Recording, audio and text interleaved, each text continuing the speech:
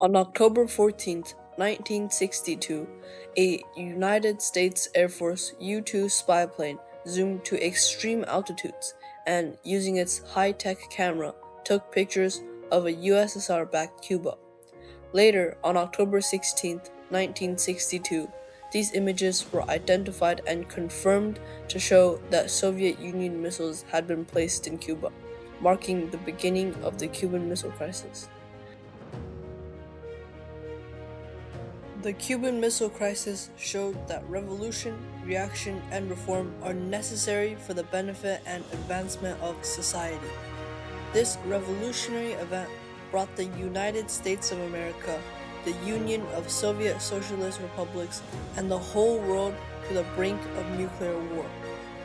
As tensions escalated worldwide, citizens reacted with panic, fearing for their lives. The USSR and the US acknowledged the importance of communication, highlighting the vulnerability of society. The crisis also highlighted the necessity for reform in military strategies, treaties, diplomacy, and much more. The Cold War was a tense geopolitical rivalry between the United States and the Soviet Union over political ideology and competition for power. In Cuba, Fidel Castro rose to power and transformed the country into a communist state. The US attempted to overthrow Castro's rule, viewing a communist state in the Western Hemisphere as a threat to America, as it could lead to close ties with the Soviet Union, its biggest competitor at the time. After the failure of the Bay of Pigs invasion, in which the United States attempted to overthrow Cuba's government, Cuba turned towards the Soviet Union for an ally. Taking advantage of this new alliance, the Soviet Union decided to place its nuclear missiles in Cuba, both to protect their new ally and to gain a strategic position closer to the United States.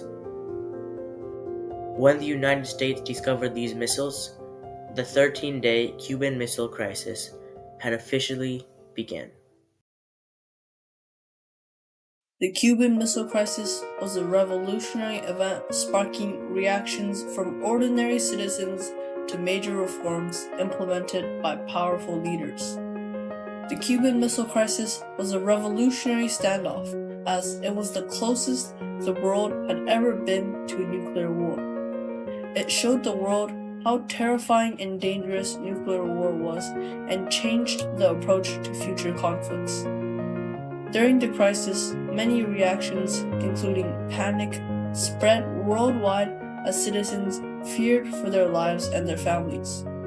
Schools practiced duck and cover drills, aiming to protect students in the event of a potential crisis. Many protested, pleading with the nations for peace and seeking a compromise to end the tense standoff. Many people stockpiled food and materials because if a nuclear war broke out, society could collapse, leading to famine, disease, nuclear winters, and many more disasters. Following the crisis, the whole world saw the necessity of reforms. Both Kennedy and Khrushchev realized the problem in diplomacy and developed a hotline from Moscow to Washington, allowing for direct communications to avoid similar future conflicts. Treaties were also created to limit nuclear weapon testing to ensure the safety of the world. On October 27, 1962, Attorney General Robert F. Kennedy and Soviet Ambassador Anatoly Dobrynin met up secretly in Washington, D.C. to discuss the crisis. They kept the meeting secret to avoid public pressure and appearing weak, allowing them to make an uninfluenced decision while protecting their reputation. After the meeting, it was decided that the United States would remove all of its nuclear missiles placed in Italy and Turkey, and in return, the Soviet Union would remove all of its missiles from Cuba. The Cuban Missile Crisis revealed the dangers and unreliability of diplomacy. After the crisis, both nations found it necessary to establish a hotline between them for faster and more precise transmission of messages, and to prevent accidental nuclear war. During the crisis, the United States and Soviet Union relied largely on telegrams and letters to communicate.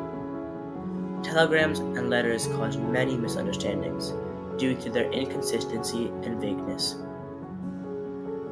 After the hotline was established, the United States and the Soviet Union were able to contact each other faster and clarify intentions. This was a major step in the Cold War diplomacy and greatly weakened the chance of an unintentional nuclear war. When the crisis ended, the United States pledged to the public that it would never invade Cuba, ensuring Fidel Castro's position and Cuba's communist state. Following the crisis, the Soviet Union increased its nuclear arsenal to avoid being outmaneuvered again.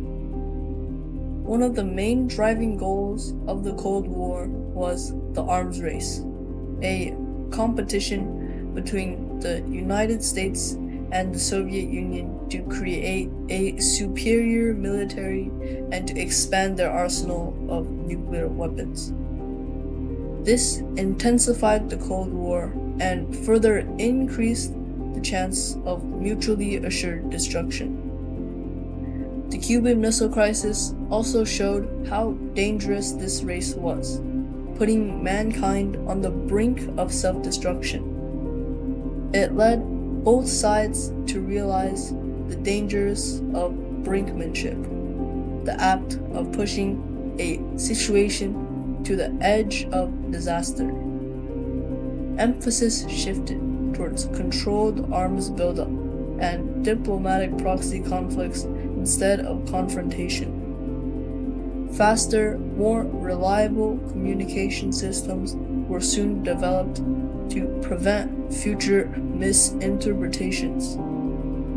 The event also led to the signing of the Limited Test Ban Treaty, a document signed by the Soviet Union, the United States, and the United Kingdom, the nuclear powers of the time. The document banned nuclear testing in the atmosphere, outer space, and underwater, allowing only underground testing. The Limited Test Ban Treaty ensured the safety of the world by limiting the spread of dangerous radioactive materials that could harm both the environment and human health. The Cold War persisted after the crisis, but the Cuban Missile Crisis left a lasting influence on it and drastically changed its course.